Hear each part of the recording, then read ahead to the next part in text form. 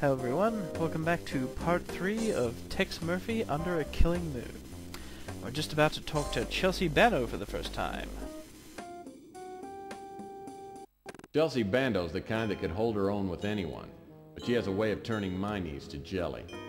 She's a mutant just like everyone else in this part of town, but she's a real beauty.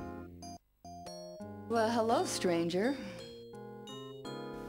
Let's go with... Lovesick Puppy. Chelsea, you're breaking my heart.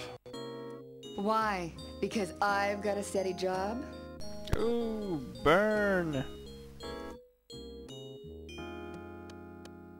That is deeply insulting. Sure. Kick me when I'm down. You think it's fun being broke? Well, you know, Tex, there just might be a job for you. Have you heard that Rook's place got robbed?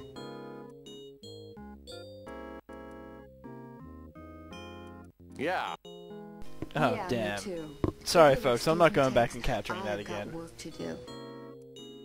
You know, one of the things I loved about this game when I was a kid was how your responses would change how characters would react to you and how you would act in general.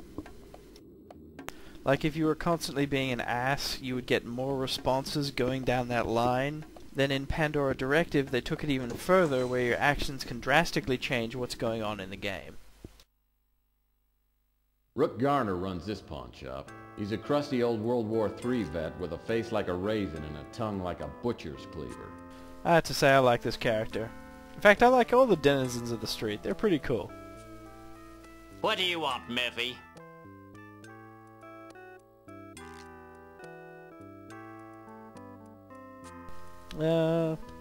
Let's play it straight. Fine. How you doing, Rook? I'm not in the mood for small talk. Dude, you're never in the mood for small talk. Fine. What do you want to talk about? Let me tell you about my great day, Murphy. Last night someone broke into my pawn shop.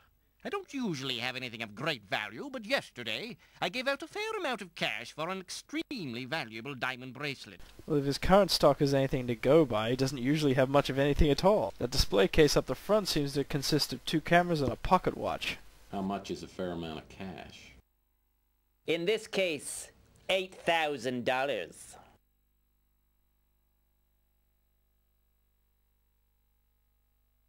Boy, that's a lot of clams, Rook. Don't you think I know that? The bracelet was pawned by a young girl named Agen. She said she hated to hawk a family heirloom, but had no choice. She said she would reclaim the bracelet in a month. Well, since the bracelet was worth 10 times $8,000 I loaned her, it was a good deal for me. The bracelet was worth 80 grand? Damn! What was your impression of the girl? She seemed real nice. I don't know what I'm going to tell her. I called her this morning, but her line is disconnected. She's dead. Seriously though, even though it's been a while since I played this game, I can't remember her ever coming up again. Sounds like my vast experience as a PI could come in handy. Yeah, it couldn't hurt. The police are no help. A mutant is on his own when he gets robbed in this town. I'd appreciate your help.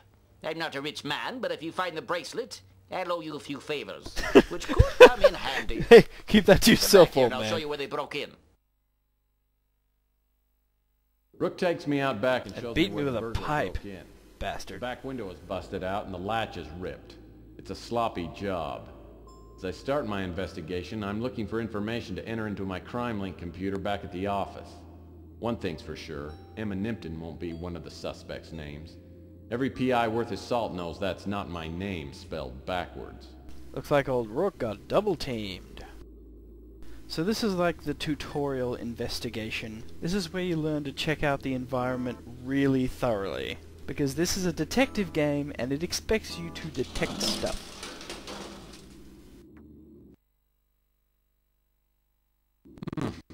Looks like a key of some kind.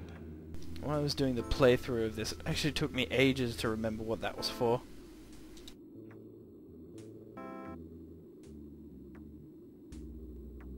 Here's a good example. We just panned past a clue. 2 of them, in fact. Did you catch them? I'm going pretty fast through this because I've played through this a lot, so I know where everything is already. Looks like whoever broke into Rook's window left one of his hairs behind.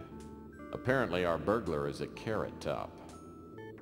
Something that would have been nice is some kind of in-game note system, because as it stands, the game expects you to either just remember or to note that stuff down yourself.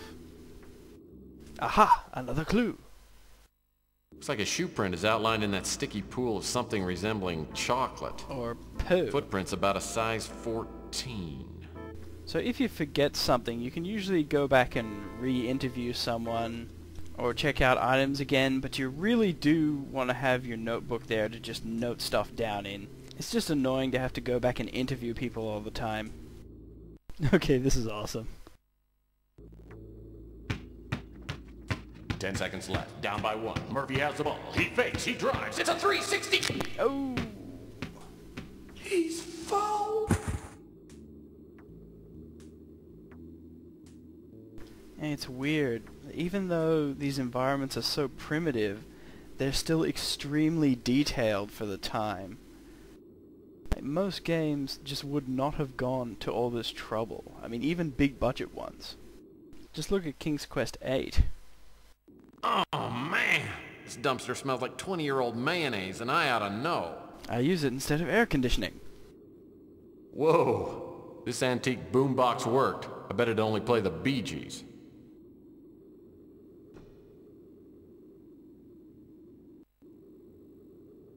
This old relic probably hasn't worked in years.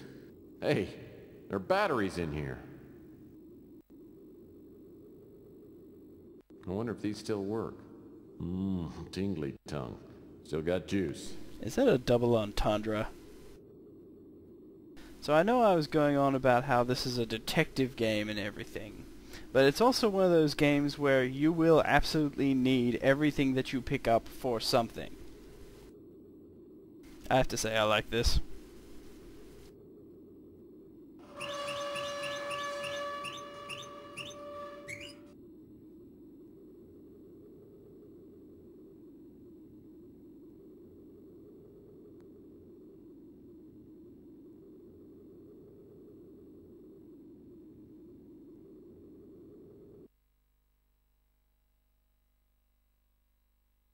Looks like someone's back door opens onto the fire escape. Hey, this door's just painted on.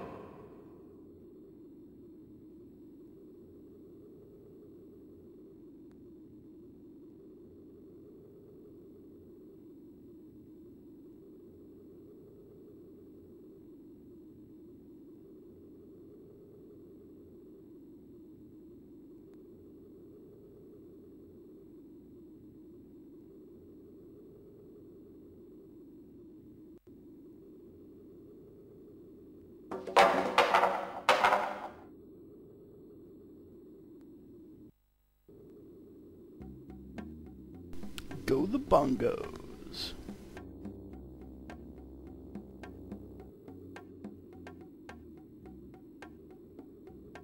Let's just send this mail since we're here.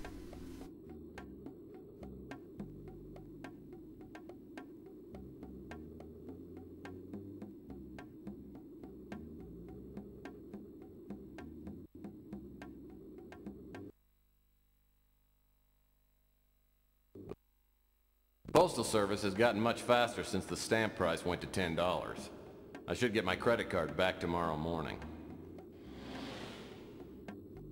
Hang on, since we're here, we'll go talk to Chelsea again.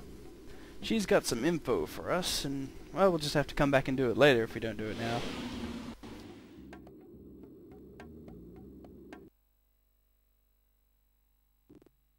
Hi, Tex.